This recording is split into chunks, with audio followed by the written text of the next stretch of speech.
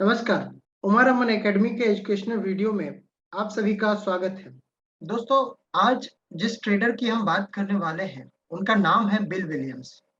ये एक American trader थे जिन्होंने बहुत सारे ट्रेडिंग साइकोलॉजी और टेक्निकल एनालिसिस पे बुक लिखी, कुछ इंडिकेटर्स भी डेवलप किए, जिसमें से एक इंडिकेटर एलिगेटर को आज हम कवर करेंगे, जानने की कोशिश करेंगे कि ये किस तरह से वर्क होता है। हम सबसे पहले ट्रेडर के बारे में समझने की कोशिश करेंगे, जानने की कोशिश करेंगे बिल विलियम्स के बारे में। उसके बाद हम इसके पैरामीटर्स को जानेंगे कि इंडिकेटर में किस तरह के पैरामीटर्स को यूज किए गए हैं, किस तरह के टाइम फ्रेम में ये वर्क करता है, किस तरह से वर्क करता है, कुछ एग्जांपल्स देंगे और लास्ट में, वीडियो के लास्ट में जो है वो एक फिल्टर मैं आपको बताऊंगा कि किस तरह से एक फिल्टर को यूज करने से इसकी एक्यूरेसी को बढ़ाया जा सकता है। तो वीडियो को लास्ट तक देखिएगा। तो जैसा कि मैं बता रहा था कि बिल विलियम्स एक अमेरिकन ट्रेडर थे और बहुत सारी ट्रेडिंग साइकोलॉजी और टेक्निकल एनालिसिस पे बुक लिखा।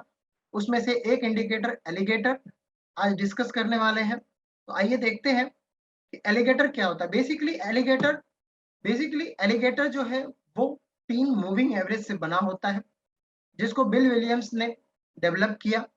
3 मूविंग एवरेज को इसलिए लिया गया है कि मार्केट में 70% of time market non trending रहता है। इट मीन्स कि वो साइडवेज रहता है और 15 to 30% ही वो आपको ट्रेंडिंग एनवायरनमेंट देता है। तो आपको पता होना चाहिए कि कब मार्केट साइडवेज है और कब मार्केट ट्रेंडिंग हो रहा है। ध्यान दीजिएगा कि मार्केट में कब साइडवेज मार्केट है यानी कि कॉन्ट्रैक्शन हो रहा है और कब ट्रेंडिंग है, इट मींस कि कब वो एक्सपेंशन हो रहा है। तो यही दोनों चीज को समझाने के लिए उन्होंने इस इंडिकेटर को निकाला और नाम दिया एलिगेटर। 3 मूविंग एवरेज से बना है और इन्होंने सिंपल मूविंग एवरेज को यूज किया। 5 पीरियड, 8 पीरियड और 13 पीरियड को जो है उन्होंने यूज किया। Simple moving average of 5 period, 8 period और 13 पीरियड। आप जिस किसी भी टाइम फ्रेम में काम कर रहे हो, यदि आप डेली में कर रहे हैं तो 5 दिन, 8 दिन और 13 दिन। यदि आप वीकली में कर रहे हैं तो 5 वीक, 8 वीक और 13 वीक। मंथ में काम कर रहे हैं तो 5 महीने, 8 महीने, 13 महीने। 13 महीने इट मीन्स कि आप पूरे साल को कवर कर रहे हैं।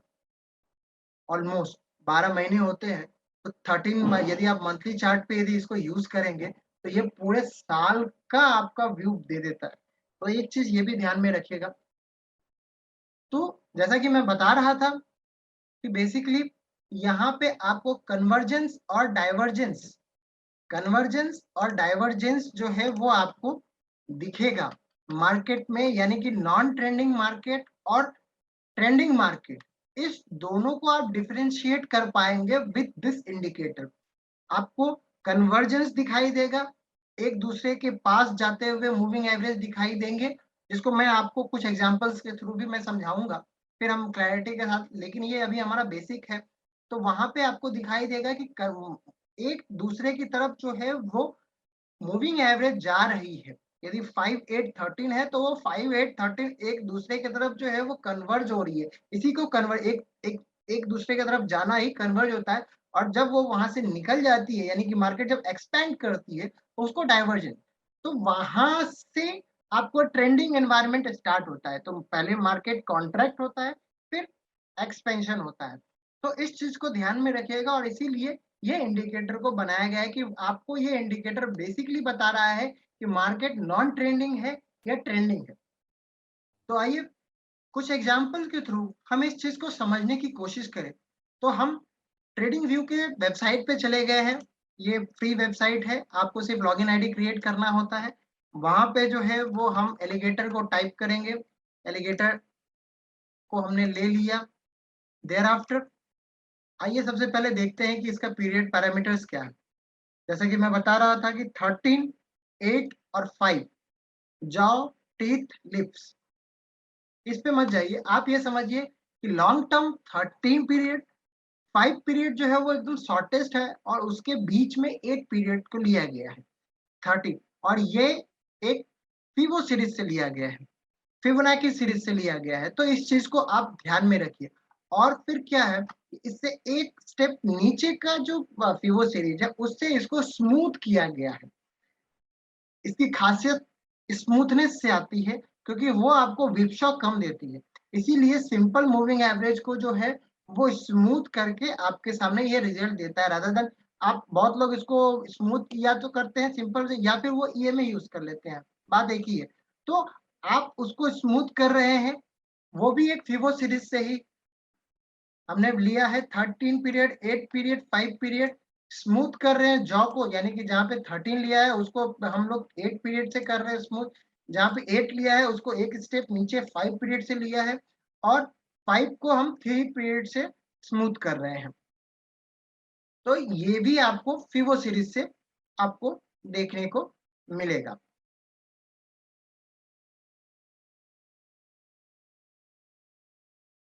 तो अभी जब मैं आपको बता रहा था कि कन्वर्जेंस आपको देखना है, उसके बाद डाइवर्जेंस आपको आएगा, यानी कि कन्वर्ज जब भी होगा, जब भी आपको एक दूसरे की तरफ मूविंग एवरेज जाएंगे, तो आपको एक नॉन ट्रेंडिंग एनवायरनमेंट आपको दिखाई देगा।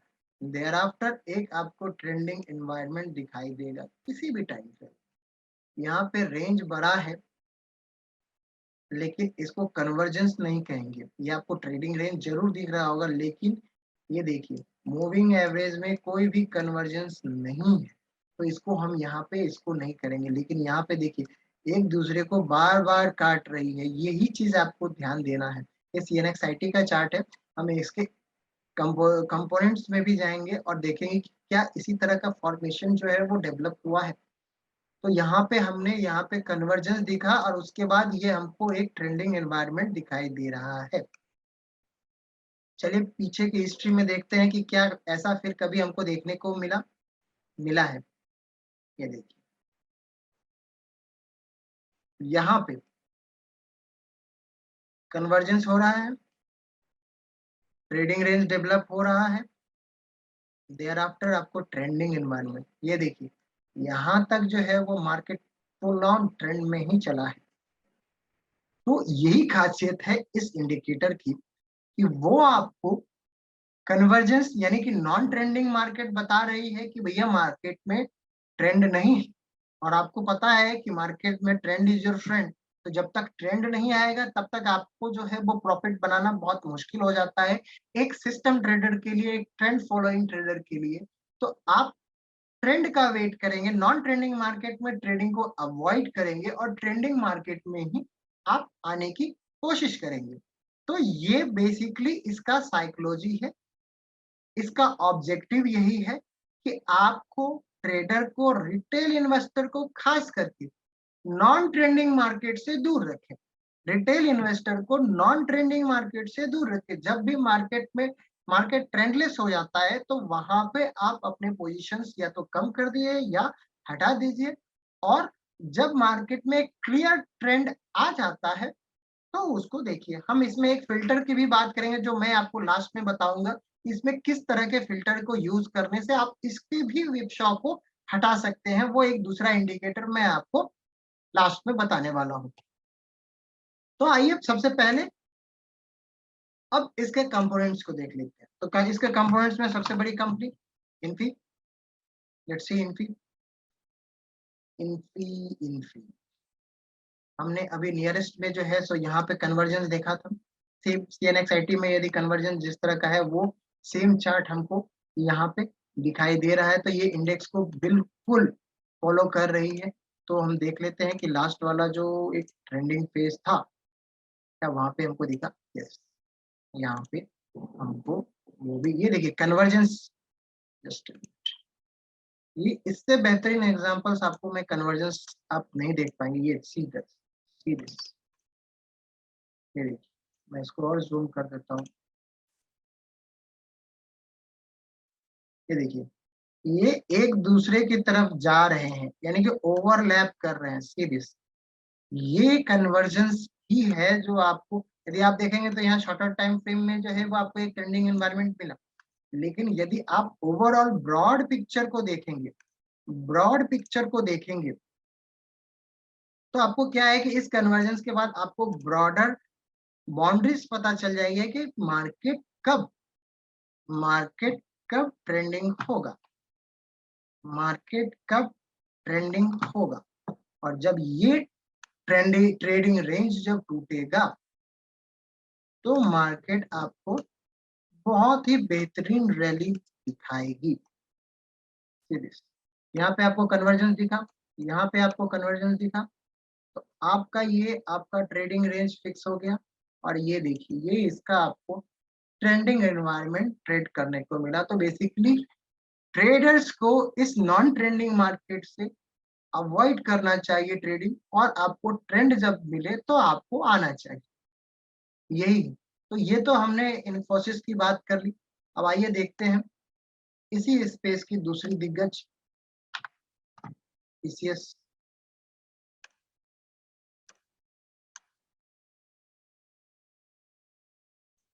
Almost same chart. ये देखिए आपको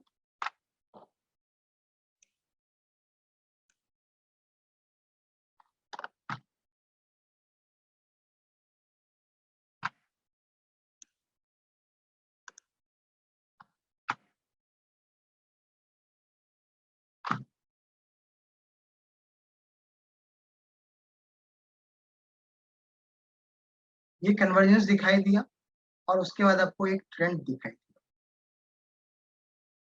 इसी स्पेस से। तीसरा example Wipro, third company.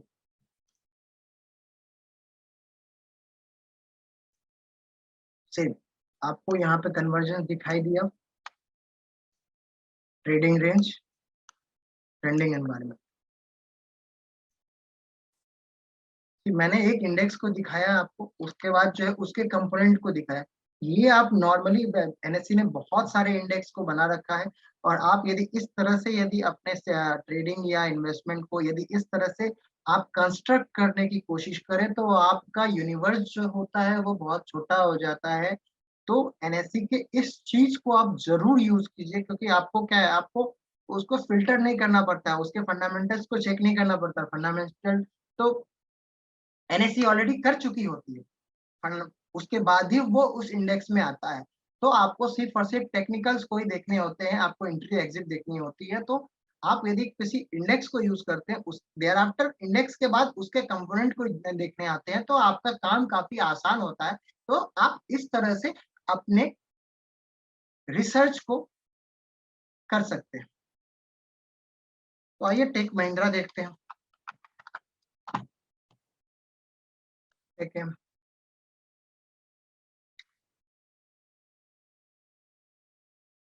Take Mahindra में भी सेम, बहुत अच्छा। ये और देयर आफ्टर आपको कन्वर्जेंस और डाइवर्जेंस के साथ आपको ट्रेंडिंग एनवायरनमेंट देखने को मिलता है। अब आइए, मैंने जो आपसे प्रॉमिस किया था कि लास्ट में मैं आपको एक फिल्टर बताऊंगा कि किस तरह से एलिगेटर के साथ भी, हालांकि हम सिर्फ एलिगेटर को आज यूज कर रहे हैं, लेकिन एक वैल्यू एडिशन जो मैं अपने तरफ से देना चाहता हूँ वो है एडीएक्स। एडीएक्स आपको ट्रेंड नहीं बताता, पर ट्रेंड का स्ट्रेंथ बताता है। एवरेज डायरेक्शनल इंडेक्स जो है वो आपका ट्रेंड का स्ट्रेंथ बताता है, और इसका सारे डिफॉल्ट पीरियड यूज कीजिएगा 20 से नीचे। सबसे पहले तो मैं इसको प्लॉट कर लेता हूँ।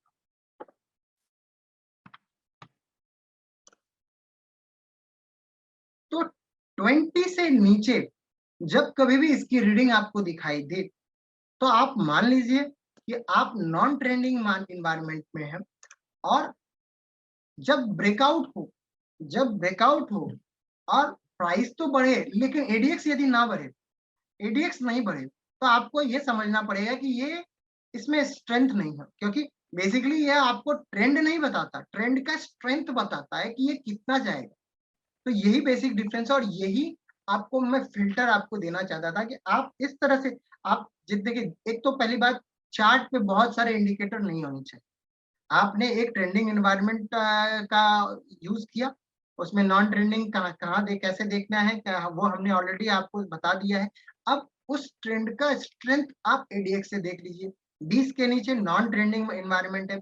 जब ट्रेंड आएगा यानी कि ट्रेडिंग रेंज ब्रेक होगा अप साइड या डाउन साइड, तो एडीएक्स 20 से ऊपर जाना शुरू होगा और वो यदि काफी तेजी से 30 को क्रॉस करता है, ध्यान दे दीजिएगा, यदि वो काफी तेजी से 20 से 30 होता है तो आप समझ लीजिए कि इसमें स्ट्रेंथ है, क्योंकि वो बहुत ही कम समय में 20 से 30 पे जाएगा। देर आफ्टर हो सकता है कि आपको एडीएक्स में कंसोलिडेशन दिखे, हो सकता है वो 40 जाए, उसके बाद आपको करेक्शन दिखे अप टू 30 तक, लेकिन 20 से 30 जाना वो आपको ट्रेंड का स्ट्रेंथ बताता है। फिर तो आपको यहाँ पे मूविंग एवरेज लगे हुए हैं, जब तक वो 13 पीरियड मूविंग एवरेज से ऊपर है तब तक आप एक ट्रेंडिंग एनवायरनमेंट में है एज पर एलिगेटर रूल के हिसाब से। जब तक आप ब्लू लाइन जो है वो जो long term simple moving average है उसके ऊपर है तब तक वो ट्रेंडिंग एनवायरनमेंट है। हमने उसमें फिल्टर लगा दिया है एडीएक्स का जो ट्रेंड का स्ट्रेंथ बताता है। 20 के नीचे नॉन ट्रेंडिंग एनवायरनमेंट,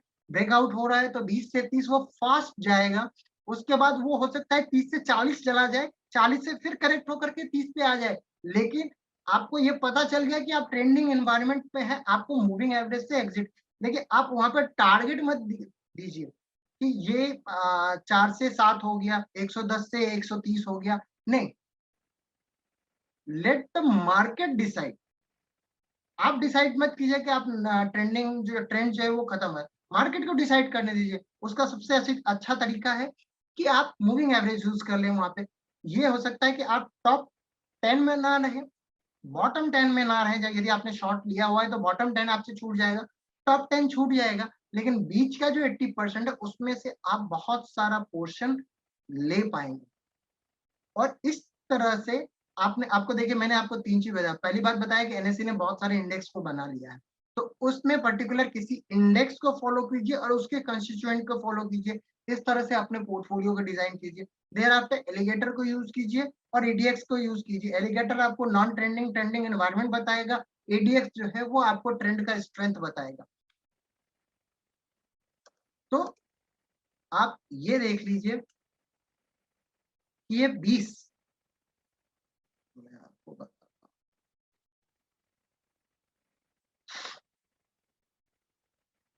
यहाँ पे आपको कन्वर्जेंस दिख रहा होगा और वो आपको यहाँ पे 20 के नीचे आपको दिखाई दे रहा होगा, आपको एडीएक्स। थोड़ा इसको इंडिकेटर को मैं बड़ा कर, प्राइस को हटाया, अभी यहाँ पे इंडिकेटर को यूज कर, तो सी दिस, ये रहा 20। यहाँ पे आपको जो है वो कन्वर्ट, यहाँ पे चूंकि इंडिकेटर पे मुझे एडीएक्स के फिल्टर को मुझे आपको समझाना था, इसलिए मैंने उसको थोड़ा जूम कर दिया। प्राइस को भी एज इट इज थोड़ा 1:1 पे मैंने यहाँ पे स्क्रीन को रखा है, तो अकॉर्डिंगली आप अपने स्क्रीन पे इसको प्रैक्टिस करने की कोशिश कीजिएगा। यहाँ पे आपको कन्वर्जेंस दिखा, देयर आफ्टर जो है वो आपको ट्रेंडिंग एनवायरनमेंट दिखा। ये देखिए जहाँ पे आपको कन्वर्जेंस दिखा, एडीएक्स जो है वो 20 के नीचे है। देयर आफ्टर वो देखिए स्पीड से 30 को क्रॉस किया है, जैसे ही ब्रेकआउट हुआ स्पीड से 30 को क्रॉस किया, इवन 40 से क्रॉस किया, फिर वहां पे करेक्ट हुआ। लेकिन आपको यदि पता चल गया, देखिए यही चीज होती है स्पीड, वो कितना तेजी से भागता है। और एडीएक्स जो है वो आपको ट्रेंड नहीं बताएगा, ये डाउनवर्ड भी हो सकता है, लेकिन आपको ट्रेंड का स्ट्रेंथ उसकी ताकत को बताता है। तो यदि वो 20 से 30 जितनी फास्ट भागेगा वो आपको ट्रेंड बताएगा। उसके बाद वो करेक्ट होकर के 30 तक भी आएगा, लेकिन उसके बाद देखिए कि आपको 70 तक भी गया है। हालांकि 70 बहुत कम जाता है, लेकिन आपको बता रहा है। तो आप जब ट्रेंड में आ चुके हैं तो लेट द मार्केट डिसाइड। वो आपको टॉप या बॉटम जो है वो कहाँ बनेगा वो आपको नहीं सोचना है, मार्केट को सोचनी चाहिए। और आप एक ट्रेलिंग स्टॉप लॉस को यूज कीजिए। तो इस तरह से आप इन तीनों चीज को कंबाइन करके एक बेहतर ट्रेडिंग और इन्वेस्टमेंट कर सकते हैं। आशा करता हूं कि आपको हमारा ये एजुकेशनल वीडियो पसंद आया होगा। पसंद आया, चैनल को लाइक और सब्सक्राइब कीजिए। थैंक यू, नमस्कार।